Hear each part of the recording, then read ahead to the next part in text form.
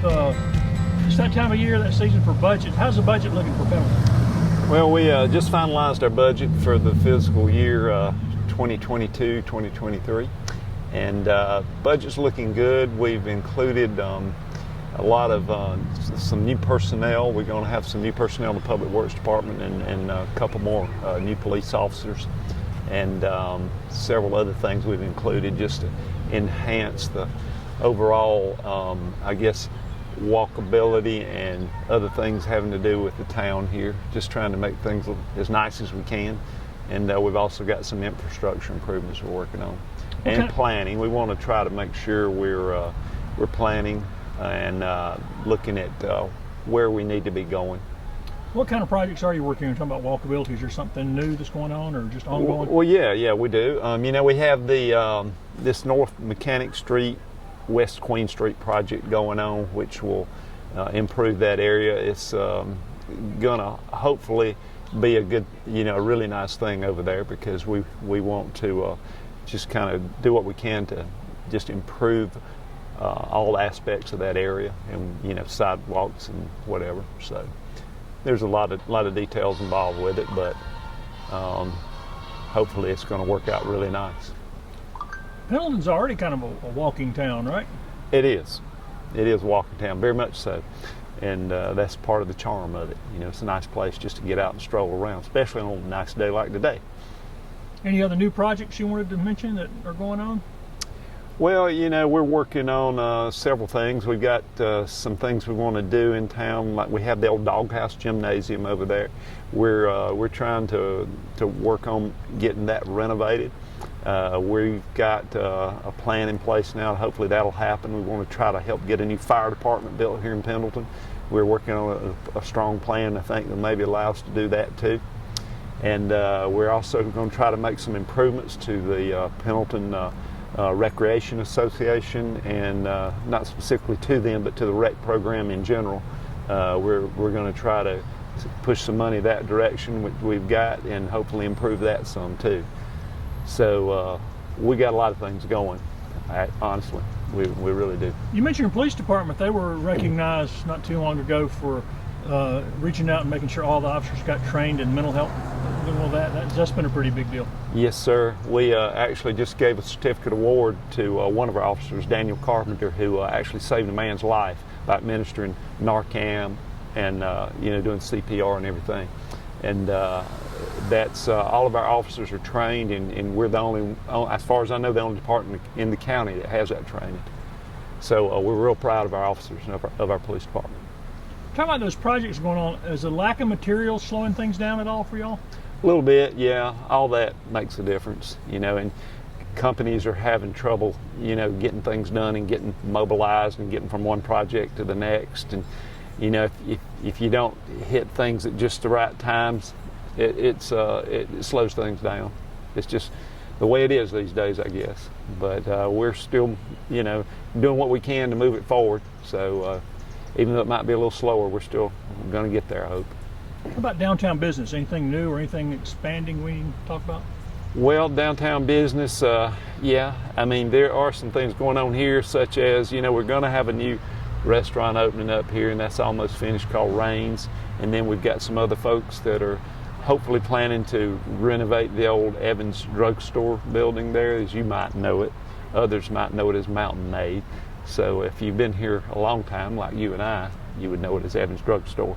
But others may know it as Mountain Made. So we're looking forward to that if that comes to fruition, because that's an old historic building there. We'd love to see it, something good happen to it, and I think that's the intention. And hopefully that'll happen. So that's another thing we got going here. And we talk about this every time, but as growth happens, how's the housing market looking in Pendleton? Well, there's still a lot of demand for housing, and we still have a lot of growth going on here. And there's, a lot of economic development around to us, thanks to Anderson County. They've done a great job.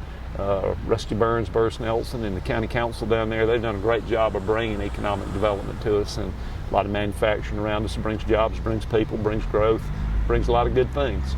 As a lot of folks say, one of the best things you can do for anybody is give them a job. So we're happy to see that, and it's brought a lot of prosperity and growth to our area.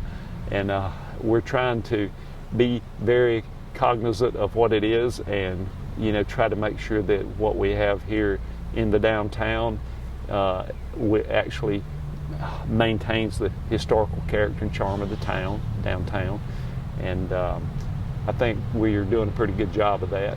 When we, the fact that we're annexing them in to town in the outlying areas, it does set a standard for that, and I think that's a good thing too.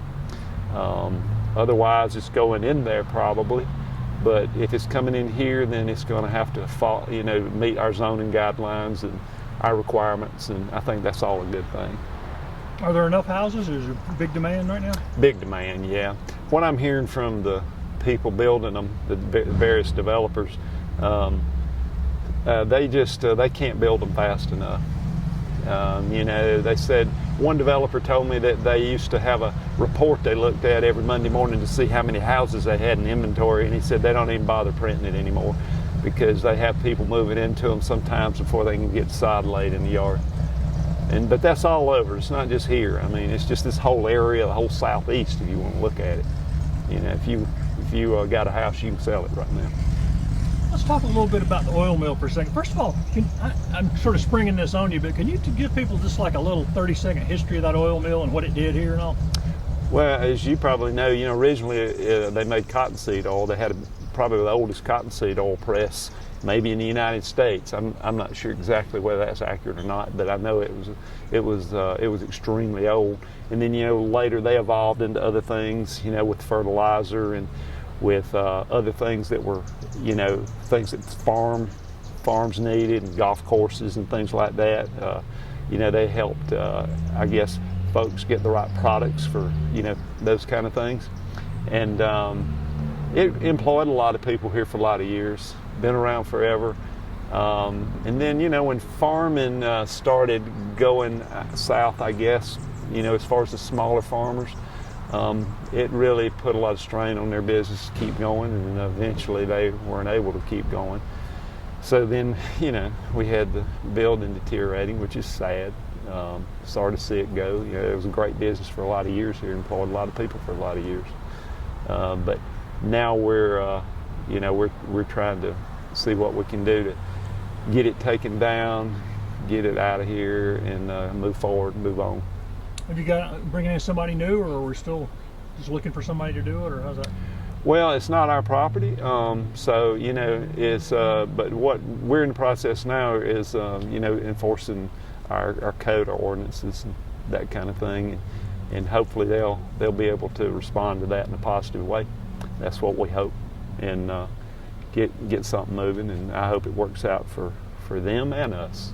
That's what we'd like to see. It's a great direction for the downtown to move too, that kind of out that way. It is. I think it's a logical progression of the downtown, because as we get more growth downtown, I think that would be the logical direction for it to go. And we already have some growth down that direction. You've seen it. We've got a brewery down there with a beer garden, and I think we're going to see more things going that way. It's just a natural thing, I think, for it to go that way. And let's talk about events a little bit. You just had your Memorial Day event. What other events you got? I know you got some summer music things. What else you got going on this summer? Well, we will have more of the music events here, which everybody likes. We'll have the Friday event that we have here that the PABA puts on, the Pendleton Area Business Association. All the merchants will be open here pretty much, and the art center over here and so on. So we'll have some music playing here, and it'll be a real active area. How often do they do that? It's on Friday. It's on the second Friday of every month. Okay. Yeah. And wasn't there some music on the Village Green thing y'all were doing? Right, yeah. And that, I'm not sure what the exact schedule is on that, but it will be taking place. I don't know. It depends, I guess, on who they're able to get in here and what nights, but we'll be seeing a lot of that over the summer. And Facebook will be the best place to find those. Facebook probably, and then we'll put it out as much as we can on not only on Facebook. We'll be trying to put it on our marquee down there on Mechanic and so on. Anything else going on this summer, going into fall? Well, the only other thing, I guess you would say is we will have the Fall Festival coming up, which is a big event for us. and the scarecrow contest, which everybody dearly loves, and it's a Right. lot of fun. And also one thing I should have mentioned here, it just hit me, we have a market, a farmer's market going on right now too, every Wednesday. They've got live music for it, got entertainment, got food truck. It's going really great, and we're happy and proud of that. So if you got some time on Wednesday, come on up and have some fun and join us for it. Well, we'll talk Fall Festival next time we get together, Frank. All right, sounds good, Greg.